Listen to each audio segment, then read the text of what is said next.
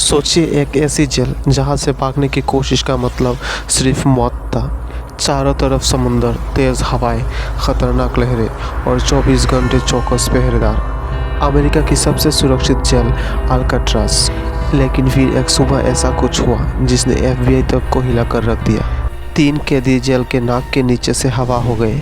ना अलार्म बजा, ना गोली चली, ना किसी को भनक लगी। और आज 60 साल बाद भी दुनिया पूछ रही है, क्या वो जिंदा बचे या समुंदर ने सब निगल लिया। अमेरिका की सैन फ्रांसिस्को शहर के पास पैसिफिक ओशन के बीच एक छोटा सा टापू है, सिर्फ 22 एकड़ का। लेकिन यह टापू नहीं था, यह एक सज़ा थी। चारों तरफ बर्फीला पानी और ऊपर से 15 फीट ऊंची दीवार और भीतर दुनिया के सबसे खतरनाक अपराधी। 1934 में इसे फेडरल प्रिजन घोषित किया गया। कहा जाता था अगर कोई अल्काट्राज पहुंचा तो वहां से निकलने का सिर्फ एक ही तरह से संभव है, मौत के बाद। इसीलिए इसे कहा गया द रॉक।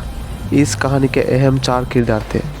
फ्रैंक मॉरिस, वह तेज दिमाग वाला था, बचपन से जेलों में आता जाता रहा। जॉन एंगलिन और क्लैरेंस एंगलिन, दोनों सगे भाई, बैंक लूट के आरोप में जेल में आए हैं।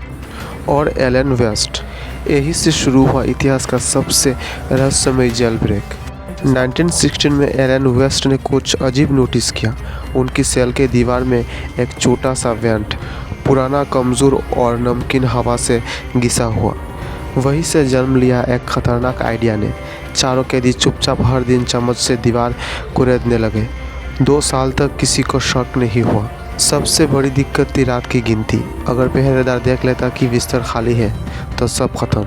तो उन्होंने बनाया इतिहास का सबसे डरावना जुगाड़, साबुन, प्लास्टर और जेल की कैंटीन से चुराए गए बाल, इससे बने नकली इंसानी सिर, इतने असली कि अंधेरे में पहरेदार भी धोखा खा जाए।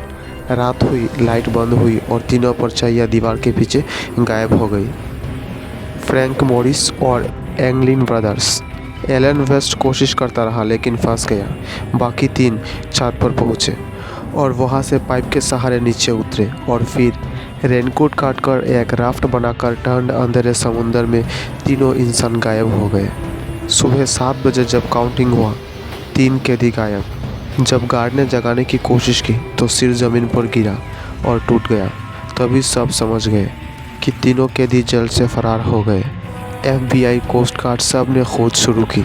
तभी उनको राफ्ट का एक टुकड़ा, रेनकोट से बने बैग और कुछ पारिवारिक तस्वीरें मिला।